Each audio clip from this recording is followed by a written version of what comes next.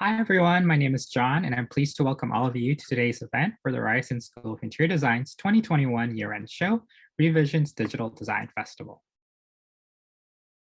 All of our sessions today are offered with closed captioning in partnership with AI Media.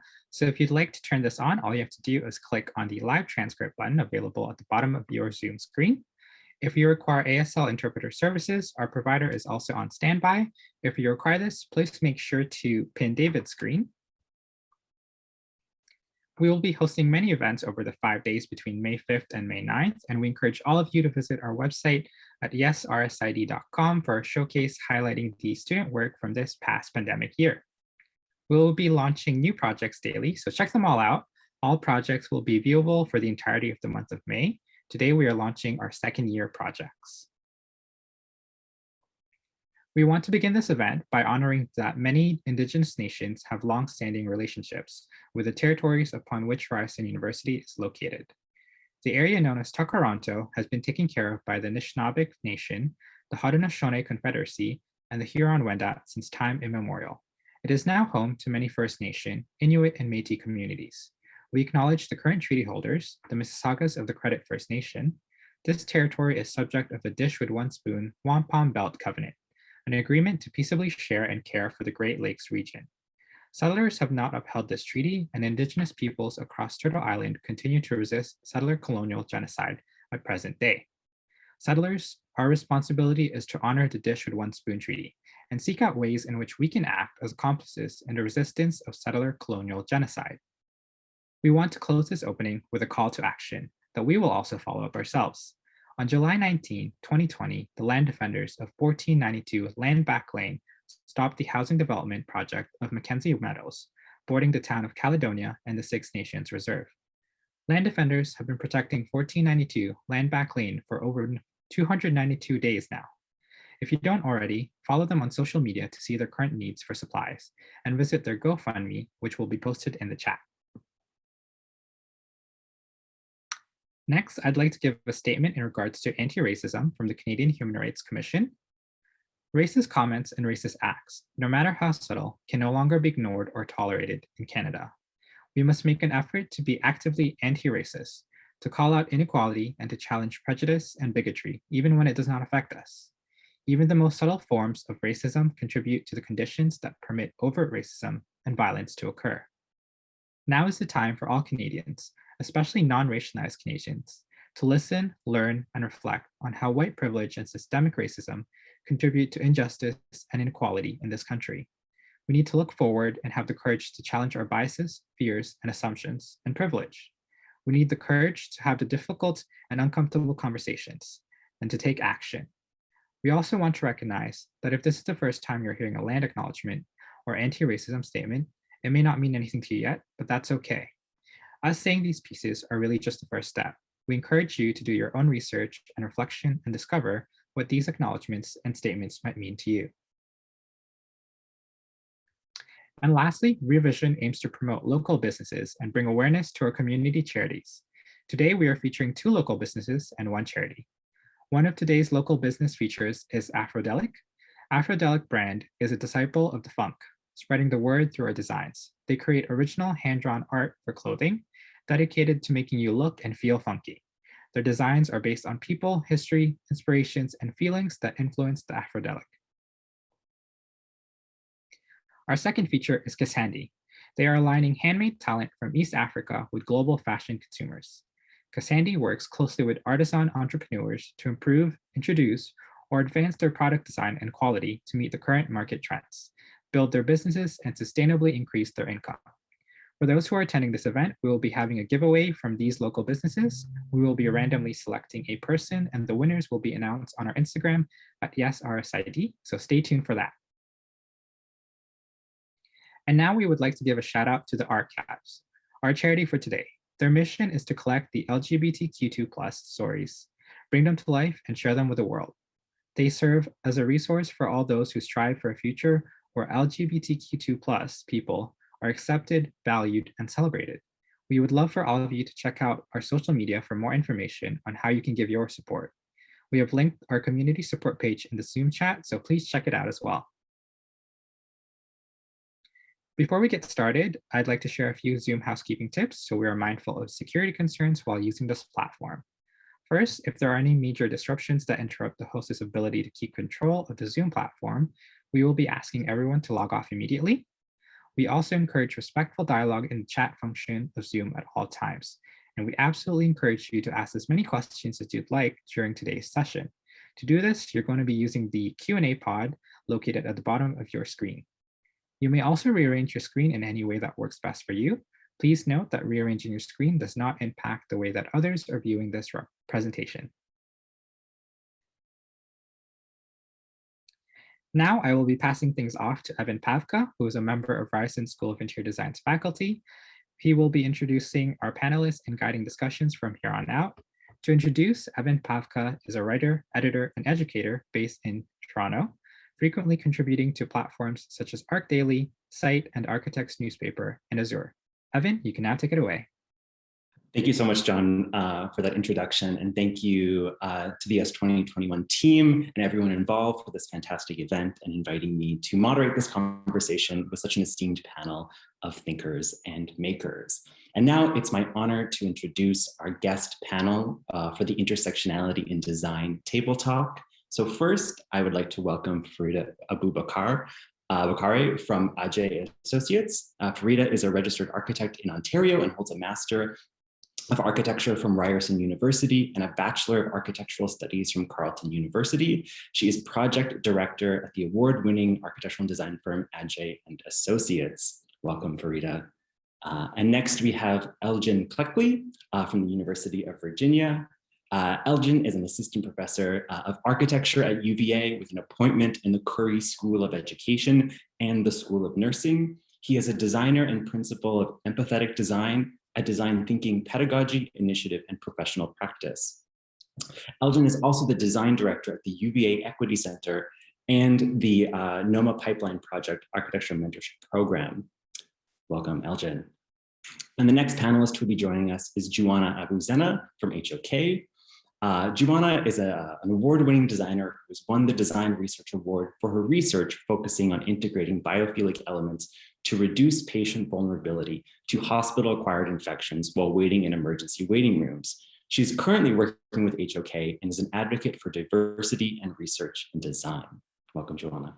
And our next panelist is Isla Berman from the University of Virginia. And so Isla Berman, Dean of the School of Architecture and Edward E. Elson Professor at the University of Virginia and Principal of Scale Shift Design, is an architect, theorist, and curator of architecture and urbanism, whose research investigates the relationship between culture and the evolution of contemporary material, technological, and spatial practices, including issues at the intersection of sexual subjectivity, gender, feminism, and architecture. Welcome, Isla. And lastly, I would like to welcome George Yabu and Glenn Puschelberg of their eponymous studio, Yabu Puschelberg. And so Yabu Puschelberg is a holistic design agency dedicated to crafting superlative experience and brand identity through integrated ideation, design, and curation. Unprecedented thoughtfulness defining 40 years of work has asserted founders George Yabu and Glenn Puschelberg as celebrated leaders across design disciplines. Having evolved from a studio founded on interior design, Yabu Puschelberg's offices in Toronto and New York now specialize in sensibilities spanning architecture, landscapes, interiors, lighting, furniture, objects, textiles, branding, and graphics. This comprehensive approach has ushered Yabu Puschelberg into a full-fledged creative agency, redefining modern luxury around the world. So welcome, George and Glenn. Thank you all for joining us. And just a reminder that after our discussion, we'll open the floor to audience questions. So please use the Q&A function to submit your questions during the course of our conversations. So now let's get on to our discussion. So the theme of this table talk is intersectionality, the collapsing spheres of race, class, gender, and other intersecting identities in the field of design. To begin, I want to open up the floor by asking, how does intersectionality or an awareness of intersectionality inform or impact the work each of you do?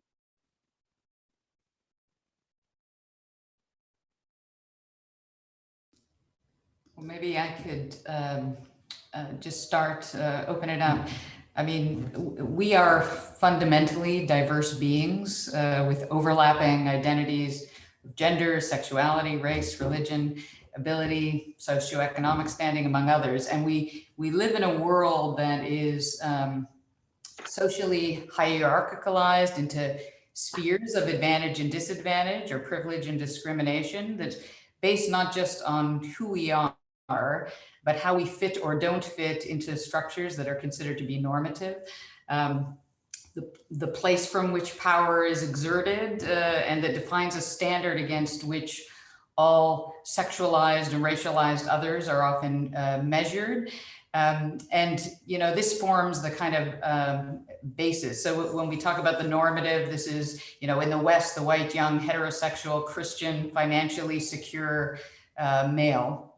And for me, being aware not only how my identity as a woman, as a lesbian, as a Jew counters this perspective on the world, but it's also how I use this perspective as a way to recenter the world and interrogate what might be the normative ideologies that exist within my own discipline.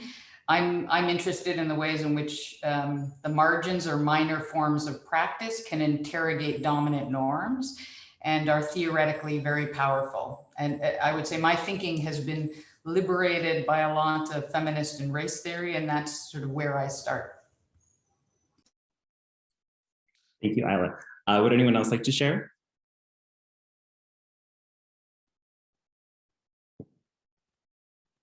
I think Glenn is sharing, but he's. I think you're muted, Glenn. How about There you go. Perfect. I'll give it a shot. You know, up until about a year ago, we really didn't think too much about this topic. We have a very diversified company of people.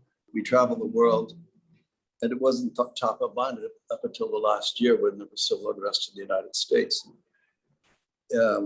We also thought about kind of the issues that have happened in Canada with Aboriginals and others. And it has become, we have realized, I guess, a little bit latently, that it is our contribution to society and our communities are important. They're important to our staff and they're important to ourselves.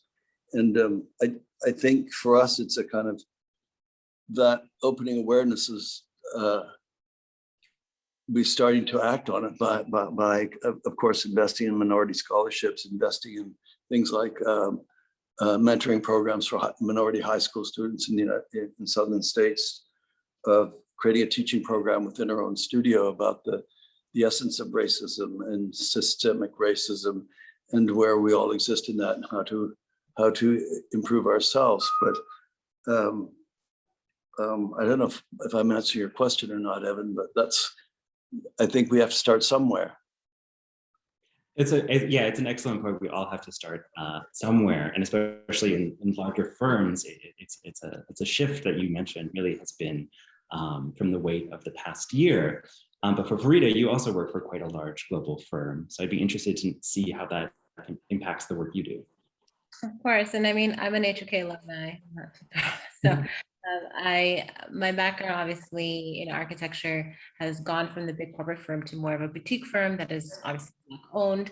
And from my end, of just looking through the lens of being a Canadian, but spending a lot of time working in the US, and obviously my background in schooling of being Canada, being able to kind of shape shift and code switch through different spaces and understand the makings of what each cultural space brings. And I think for the most part, we're aware of the lack of minorities in the design field, and not just that, but Black females. And so that was something that I kind of had asserted upon me as I was pursuing my degree, and then kind of getting through my professional space and realizing that it was not much different than my academic experience, thus forming BETA, our Black Architects and Interior Designers Association. And we felt it was important to create a safe space. So prior to last year, when the spotlight was put on us, it was something that was a community effort that was put together to kind of link arms and find ways of kind of not just phasing through career, but finding ways of empowering one another and lifting one another up. But I think my experience in the big firms, and obviously the Diversity Advisory Council and things with HK, but also now shifting to a firm where advocacy is just a part of the day-to-day, and it's a part of for diversity of what our very fabric is, an organization of people of color in leadership roles, and that being a normative thing. And that's something that a lot of firms are still working through, and we're trying to find better ways of supporting that as an organization, but also being visible, and so that people know that we exist. I think that's the most important takeaway. Yeah, I think like representation is very important, especially like with these minority groups that there's a lot of minority groups here in Canada and around the world. And usually when you hear of a designer, you usually think it's a Western kind of like white male and he's the architect. But there's a lot more out there. And like before coming to Canada, I came from the Middle East and Europe. That's where I used to live for a long time. And there was no discrimination between what kind of culture you came in, whether it was your race, your religion, or your backgrounds. But when I came here, I realized that a lot of the designers are just pretty much very much in terms of like the same look. And there wasn't a representation for even Muslims and women who were wearing a scarf. In fact, whenever I used to go to those architecture and interior design meetings, I'm the only one who wears a scarf. And I felt like I was out of balance because I didn't feel like I would fit in. I was always this odd person. And many people used to think like, if you can't fit in, you have to like try to find a way to fit in with their own ideals and their backgrounds. But I realized that that's not the way to do it, because everyone has a story to share and experiences that actually benefit each other if you actually learn from them and you support one another and build a community. So I think like what happened last year has been good in terms of like highlighting the importance of intersectionality, importance of highlighting the different minority groups, and showing that there's actually much more to the design world rather than just one side. And also like working with a global architecture firm has really helped me move up with this and advocate for other young designers to keep holding on to their values. And it's your talent that really shines at the end of the day. It's not where you come from or your background or what you look like.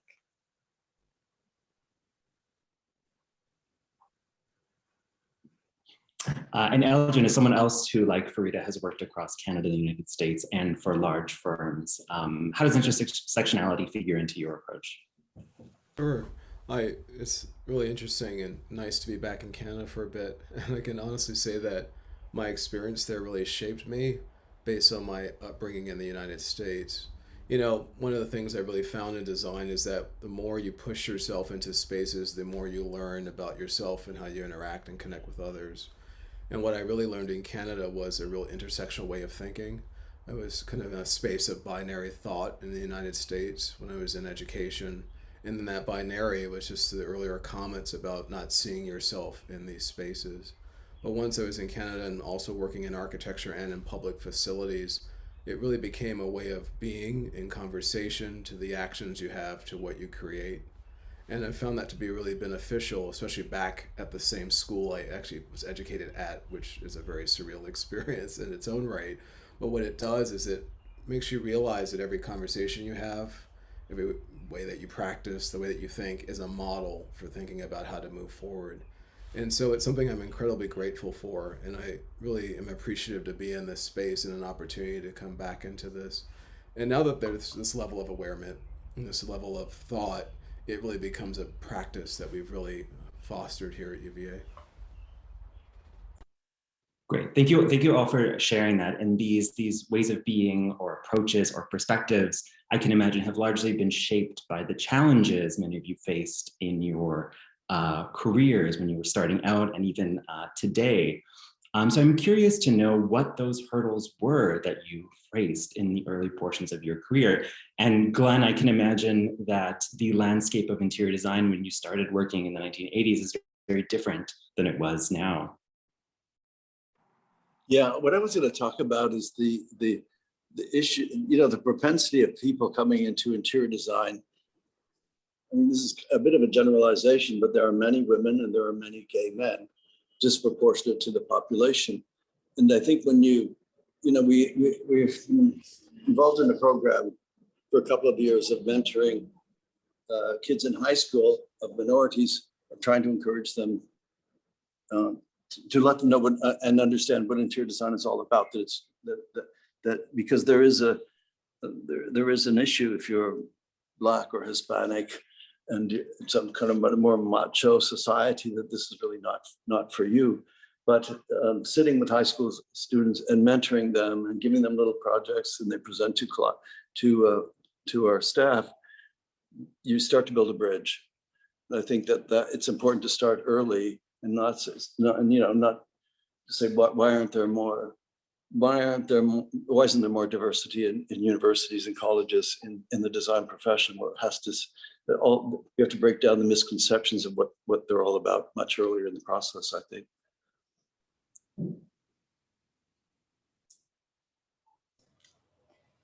You know, because I'm older than most of you, maybe except for Glenn. So and coming from the other side, coming from the world of architecture as opposed to interior design, that was a very highly masculinized profession. So, you know, and it's very different today. But when I began to practice architecture, which was in the early to mid 1980s, there were so few women, let alone any queer women, but both in architecture schools and in practice. When I started architecture school in Canada, I'm sort of Elgin's inversion because I'm Canadian in the States. So I take what I know from Canada back to here, which is far more binary, I would say.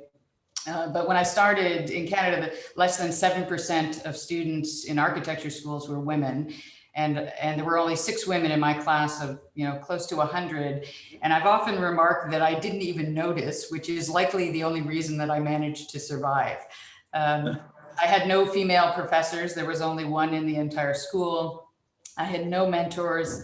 I didn't even know what it meant to have somebody, you know, that came from my background, that was actually somebody teaching me, somebody mentoring me, somebody hiring me.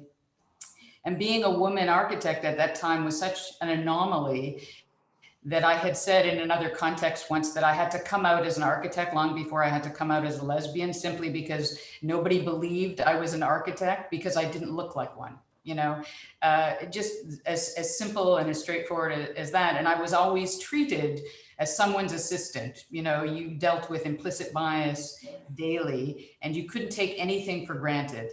You had to, in some ways, fight for every inch, you know, that someone else would automatically have obtained. And I think, you know, it is so different, obviously, now within our fields.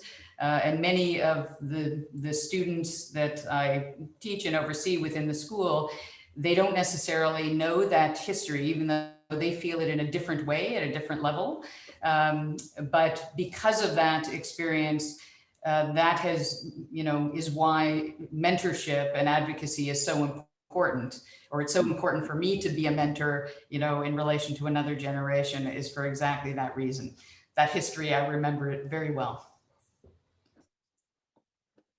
And just to tap onto Isla, I have to say it's not complete history yet. I mean, there's still some hurdles that we have with gender bias in the workplace. And I think that, you know, it's definitely better. And you've paved the way. I'm sure you've done the work, and women before us that that have kind of paved the way for women like me to have leadership roles and be able to excel and empower others. But I think this new awakening of this past kind of year has been quite eye-opening for some, and for others feeling as though finally we're talking about it openly in spaces where it wouldn't have been welcomed.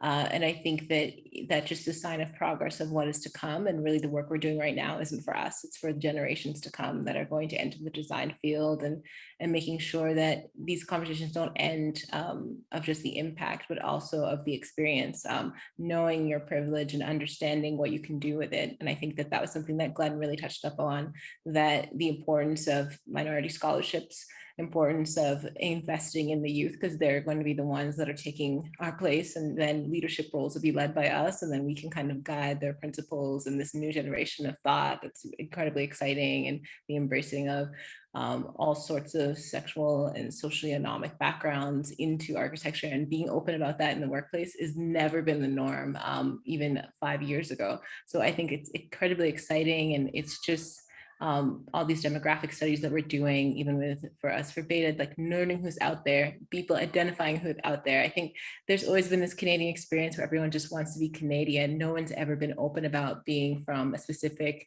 background, or am I Nigerian, or am I Jordanian? No one's been very open. We always wanted to be kind of typecast as just Canadian. And that's been something that the US has been lauded for, of kind to identify who's out there. But I think now understanding the disparities, understanding who's marginalized, it's not a part of being exclusive or of everyone else. It's just about being inclusive, learning what everyone's challenges are, and learning that, you know, there is some things that need to be equitable in terms of how we move forward, and understanding the setbacks for certain people of genders and races. And so I think it is something that we're working through, but it's all positive and exciting.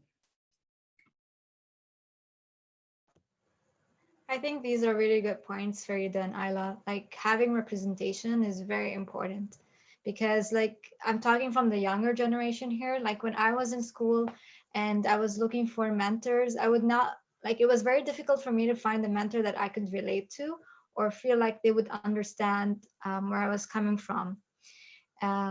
It's very important that we create inclusive workplaces, inclusive communities and associations that celebrate diversity, regardless of like what kind of background you come from.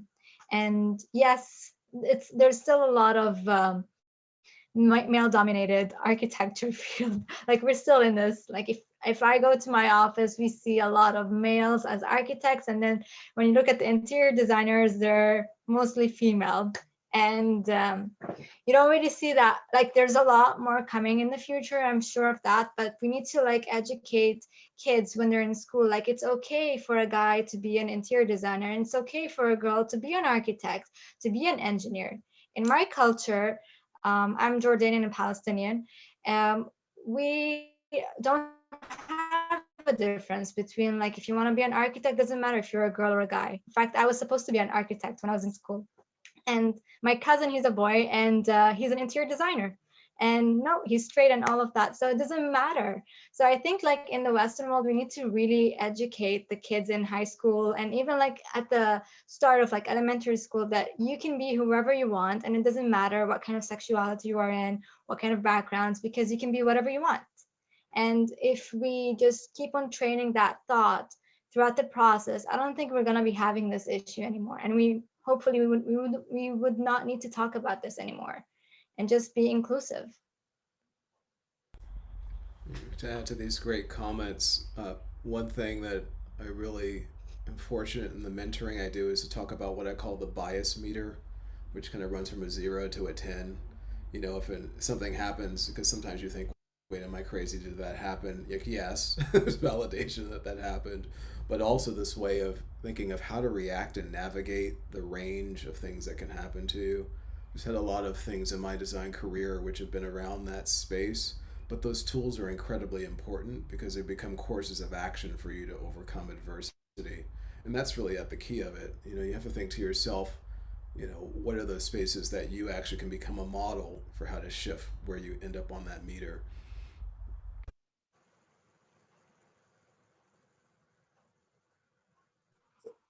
Evan, can I add to that point a little bit? You know, I'm not an expert, but we are doing this seminar series with this professor from California on the nature of racism, and one of the, I think it was the third seminar, they started talking about white male fragility, which is shifting the conversation to our side. It's like, poor me, I'm a liberal white guy, I'm accommodating, I'm this. Why me? And it really takes the conversation away from where it needs to be. It's kind of one thing what we're learning, and I'm not an expert, so I'm careful of how I'm speaking today. But there's a lot of work to do that we as a group as a community never really understood completely. But I think part of all of this is education. I think that we're also talking about Canada and the United States a bit, and we have to remind ourselves of a couple of things. I think that, you know, because George and I live in both countries, but it is strange here. I'm in New York now. It is strange here because you are categorized as white, Hispanic, Asian, or Black. We don't really think of ourselves in that way in Canada, which is a bit unnerving. And George, as an Asian man, has not really felt Asian racism up until never thought about it until last year. But in Canada, we also have a history of issues as well that we tend to forget about as ones who have grown up in Canada, which is what we did to the Aboriginal people, what we did to the Japanese people after the Second World War, put them in camps and taken away their livelihoods and stuff. So there's a lot.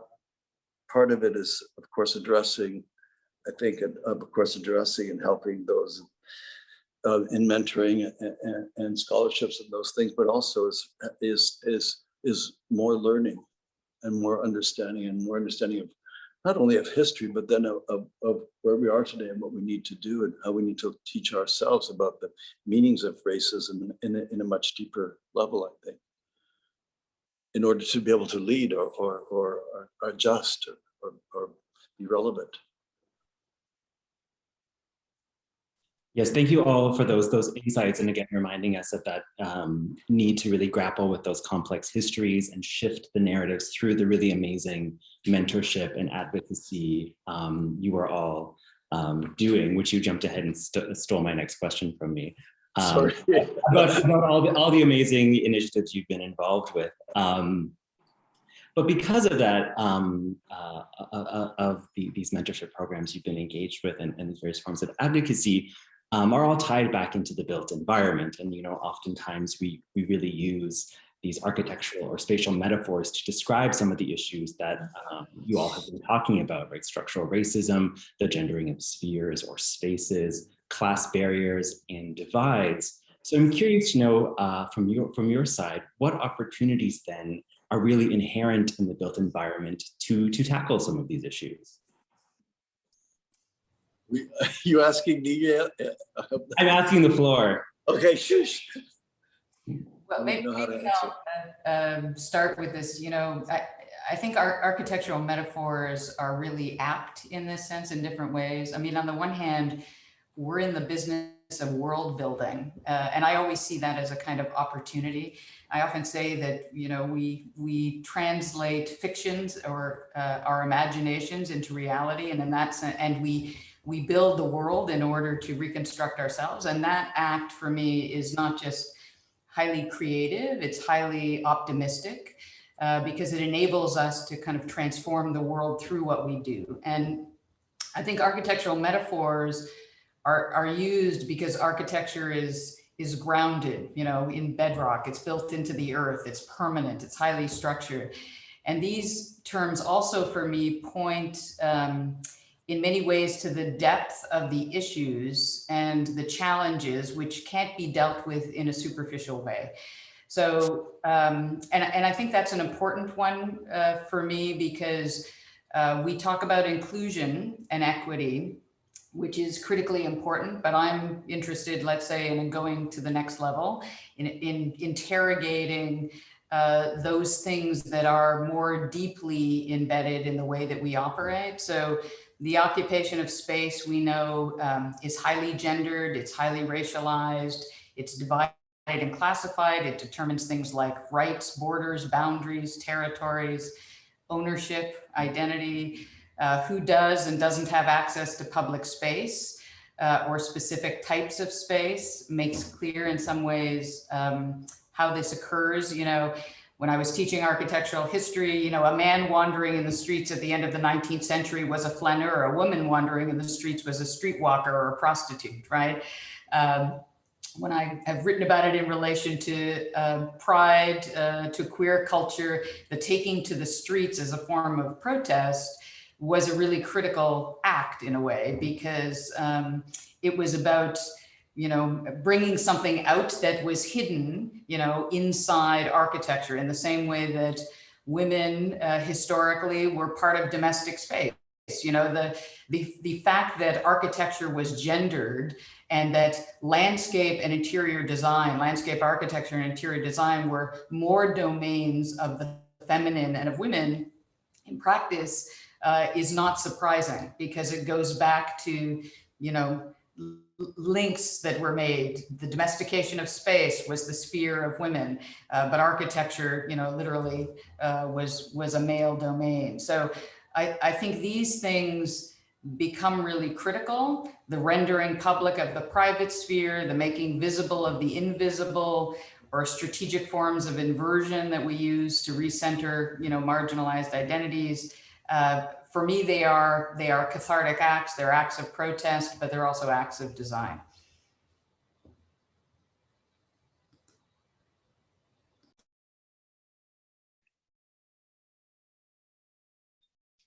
Can I talk again? Yeah. I kind of live in a world of guilt. Honestly, I went to Dubai this week. It was my first business trip. Dubai was built by slaves, essentially, as is most of the Middle East. China is, in general terms, being built by slaves, by farm people.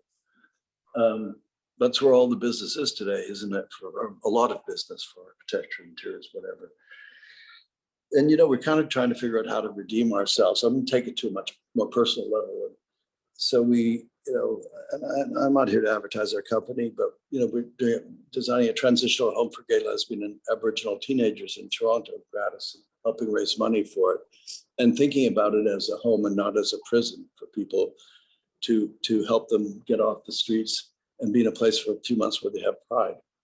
I think that we're thinking about these wealthy, extremely wealthy people in these faraway places that are building things. And I'm never going to be the one that's going to, I don't think I have the wherewithal to convince these kinds of people to change the way they view the world, and to help, and to be a much more responsible participant. And some of the things we're thinking about doing is we're thinking now, but it's a little bit off topic, but sustainability.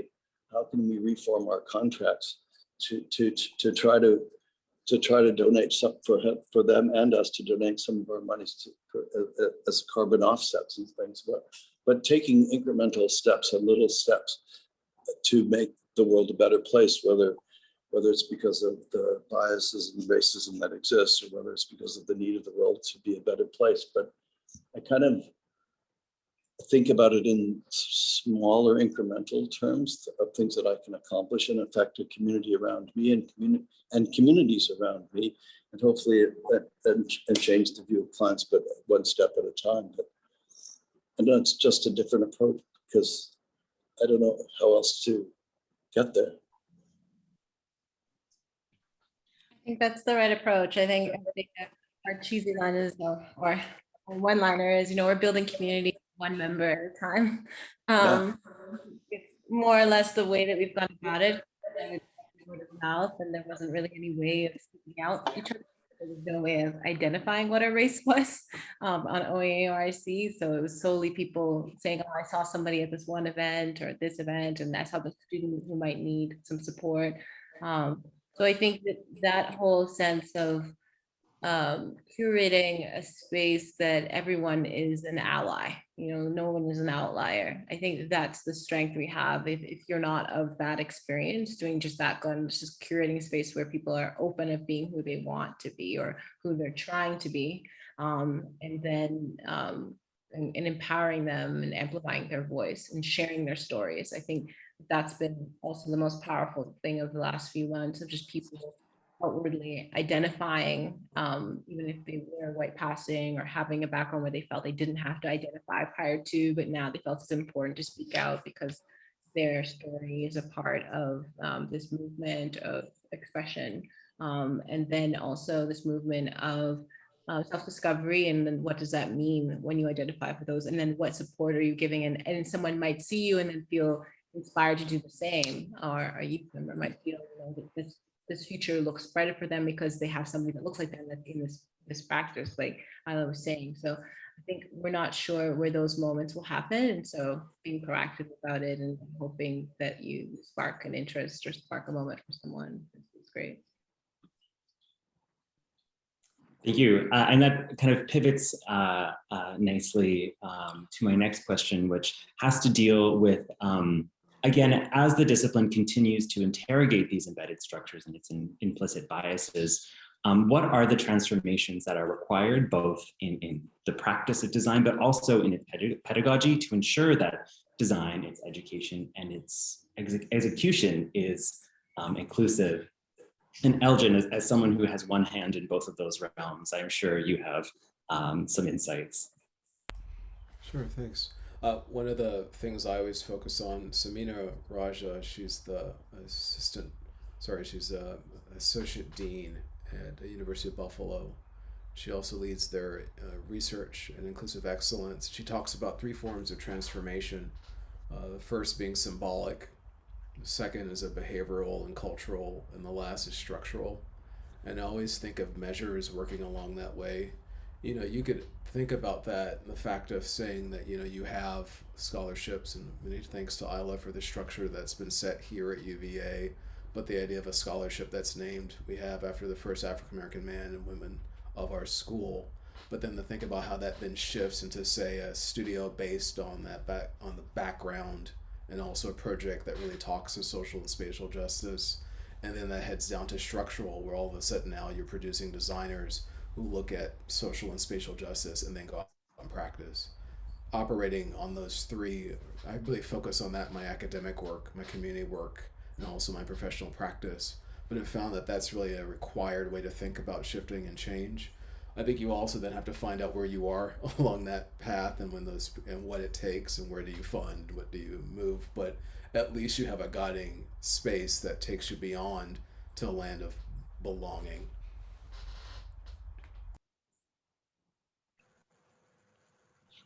And Juana, as someone newer to the industry than some other people here, I'm sure you also have particular insights into these conditions. Yeah, for sure. I think inclusion is very important when we're thinking about design. We're having like one project that I'm working on, and our mandate was to create an inclusive space for the whole building, for every single student that was entering it and all the users. And it was a very challenging project because how can you create a space a built environment that was inclusive for all different types of students and users to occupy that space. From all different backgrounds, religions, sexes, genders, everything. And it was a very interesting project because that just delved into like what design is supposed to be. It's supposed to be inclusive. It's supposed to help people solve problems. It's supposed to inspire others as well. And creating this like gender neutral space where people have the option to go to like targeted spaces or non-targeted areas, where they can share ideas with each other and create like a nicely collaborative environment. I think I agree with what Alvin was saying about like all of these different elements that he was mentioning about. Like there are different blocks in terms of like creating the best type of design. There, it's not just social, it's not just economics, it's not just different backgrounds. There are a lot of different things that need to be considered, and I think research is very important. Having proper research and integration, dealing with your potential users and actually learning from them, understanding their needs, what they want to see, what they would like to feel like. Not, for example, like if we're having users with different mobility issues or disabilities, how can we design a space that a person who has, who's blind, for example, how can he or she, for example, feel good in the space and can actually maneuver with the signage, the branding, the materials, the textures, and feel safe and experience a positive experience, as compared to like someone who does not have any kind of mobility issues or any kind of physical um, problems or things that they might need to be accommodated for. So inclusion is very important, and it's a very difficult aspect to do in terms of design, but this is where we need to really work on and improve, because there are different parts of this big puzzle that needs to be worked on. And if we all collaborate with it and properly and actively work on doing the whole research, I think that's great for like future projects and even now, like to elevate all of our built environment.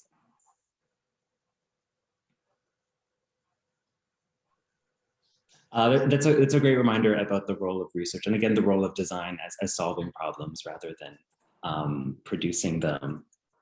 And I assume, Isla, having held leadership positions at a number of institutions across North America, you have some insight into these structures too. Absolutely. I mean, you know, I've both taught, years ago, I taught feminism and architecture classes on sexual subjectivity in space and about sort of regendering architectural education, which for me is about sort of rethinking some of the things that we take for granted as in the way in which we're operating. So, you know, I had said it's not just about transforming or diversifying the population, you know, within the discipline, within education, but also how we change the way we think about what we do. You know, even the notion of a signature architectural practice, you know, there's always, there has been this sort of history of the kind of creative singular genius, you know, the heroic, you know, Howard Rourke, et cetera, within the profession. And it still exists in a funny way, you know. I always say that to students that this is the last time you're ever going to work alone in your life, because architecture is actually a highly collaborative act. And yet the way that we teach it and think about it is different than that. So regendering, you know, our educational structures and our profession has to do with perhaps shifting from this emphasis on individual autonomy and individualistic success to understanding that we are a collective, you know, and that we operate as a collective. I'm always fascinated with the difference between what happens at the end of a movie, you know, when you start to see the credits roll, and the, you know, the guy that delivered pizza, you know, has got his tagline in there, and, you know, the person that held the lights, everybody who was part of a project.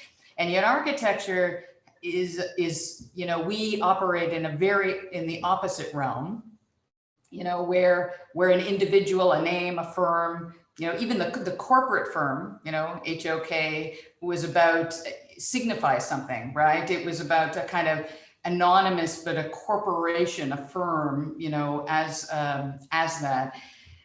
But I think the way in which we think about not just all the expertise that goes into designing something, but also those that make it, you know, we never think about, you know, the whole construction process, the you know, hundreds of bodies that are involved in making something, and then those that occupy it. And I think that really takes, we have to transform the way we think about how we're operating in practice. I often talk about, you know, the imminent material value of what we do in education. We operate, even in the realm of research, by certain kinds of metrics, you know, citations, publications, things like that. But you can't define how many times you know, joy is brought to an individual who enters a project or who experiences something, right? We don't have measurements or metrics for that. And I'm interested in sort of rethinking the way we foreground the qualitative components of our work, the material labor that goes into it, and also when we come back to issues of social justice, it's thinking about what kinds of projects we take on, what are the programs that are part of it, what are the sites that we're operating in, all of the things that are part of the project itself. And I think that's something that we're currently interrogating at UVA, like, you know, what are we teaching students? What are those, what are the contexts that they're operating within? And how does that help define, you know, what they see as being important within the world, and who is it for? One thing I'd like to add to Isla is that that's a very important issue, social responsibility, because well, like when you're in school, you really think about all of these stuff, but like once you go into practice and you start looking at the programs and the metrics and getting the project into the budget and all of these stuff, the whole social responsibility starts to fade away. And I think it's very important that we still think about it and we work hard to like promote the whole design aspect of the project and not just care about delivering metrics or just fitting in a specific amount of space within the area requirements. It's much more than this. And yeah, like this is very important to think about. It's like a whole circle that needs to be addressed instead of just one-sided design. Thank you so much, everyone. We're nearing the end of our wonderful panel today, so I'd like to open it up to some audience questions because the first question has to deal with, again, the social responsibility that you just spoke about, Joanna, and really opens it up to a deeper conversation of that. So this is a question that has come from Robin, who says, it's undoubtedly important to address intersectionality and lack of diversity in architecture/design workplaces and within the field. But I'm curious as to how you address intersectionality and social responsibility towards creating a diverse and inclusive society in the design/architecture projects you work on and create. Should I start, Eric? Should I start? Yes. Okay, so you know, a couple of years ago, Dorchester Group, hotel group, owned by the Sultan of Brunei, anti-women, anti-gay. Okay, we're not going to ever work for the Dorchester Group. Chechnya comes, murder and kill gay people. Ukraine, we're not going to work in Russia. That's off the charts. Then you get a client who bought another hotel company. It's a Russian fellow, but we don't know where the money's coming from. Should we work for him or not? So it's easy and difficult answer, but it does have to be addressed in firms, because there is a kind of, you have a machine to move on, but you want to do things as ethically as you can and work with people that are like-minded and believe what you believe. But sometimes it gets very gray. and you're not really sure where the money comes from or how to deal with it. But it's an issue, and it's an issue for our community, which is our staff and ourselves, and the pride of what we do. But we do struggle with it. There's no simple answer to it. Glenn, maybe I could comment on that, because in some ways what you framed is part of the challenge. You know, I refer to our fields as feminized disciplines, because we become, handmaidens of capitalism, for example. Right. Yes. And it's the idea that, how do we resist the kind of wholesale commodification of what we do? Because, we live in a time where the exchange value of space or property entirely outstrips the kind of value of the works that are being created. So for me, it's a bigger issue, because it's also how we take leadership in determining what are the kinds of projects we should be doing in the first place, as opposed to operating simply as a service fields, right? Right, agreed. That we should be on the front end of this, of deciding how to make a project happen that is going to address the issues and the needs that are out there. And I think that requires another set of skills in a way, and it does require a kind of collaboration among very different disciplines. But I think we have to change the role of the fields themselves, Right. And that's where I would start with it. Thank you. Just being mindful of when you start your project. If you're working in a marginalized community, build a project team that has some people of minority ownership, they can speak to the community and speak to representation of what you're trying to emulate. Don't try to learn a community on a project, or bring in a programming consultant, community consultant, engagement consultant, and give you insights on how to engage with community. Don't assume because you've won a project, it belongs to you, and so does the patronage of that community. I think it's important to again, in this time, like I was saying, learn as much as you can, be in learning mode, and that will be where most of the creativity looks well, but also be the understanding of what the needs are, as we do with any other client, is the most important to kind of be mindful of that. Yeah, I think there's a difference between needs and wants, and mostly like when a client comes in for the project, they will tell you what they want. But if you actually do the research and you delve into like what they truly need and what their users truly need, then that's when you have a successful design, because you really need to look into the details of what the users need and the whole value that you're providing as a service. You're not just providing a design and people are just experiencing it and leaving it. You need to provide something that will actually resonate with the users and truly provide value, because design is not just providing an atmosphere or a vibe, it's actually promoting something. It has to activate something within you. When you look at all of those great architecture buildings, for example, or those beautiful interior architecture spaces around the world, why do we remember them, for example? Because it takes something in us, right? It motivated us, whether it solved some kind of an inner peace issue or it provided us with some kind of inspiration that stayed on in our minds for years to come. It was because of that emotional trigger. And I think that needs to be addressed as well. Like when you're thinking about the inclusivity, it's just a very broad topic and it's very challenging to tackle. So collaborating with others and researching it. I think research is very important in every single phase of design, because it's always evolving. Every single time you're in a different stage, it just keeps on changing.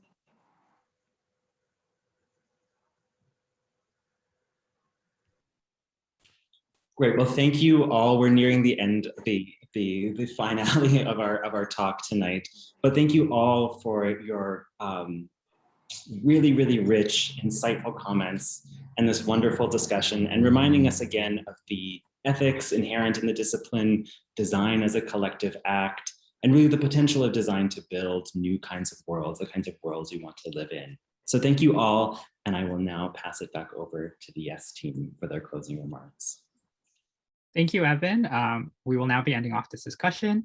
To end off, we would like to thank our guests. Thank you, Glenn, George, Isla, Elgin, Joanna, and Frida for contributing to such a insightful, inspiring, and a very empowering conversation. We'd also like to thank Evan again for leading this very fascinating discussion that we've had and for hosting our event today. We really appreciate the time, effort, and dedication that you have all put into making this event possible. We hope everyone has enjoyed today's intersectionality panel. Stay connected and see what other events are coming up this week. Please check out our website at yesrsid.com for the event schedule and our Instagram at yesrsid to support our daily charities and local businesses. Thank you again for all of you for coming today, and have a fantastic rest of the day.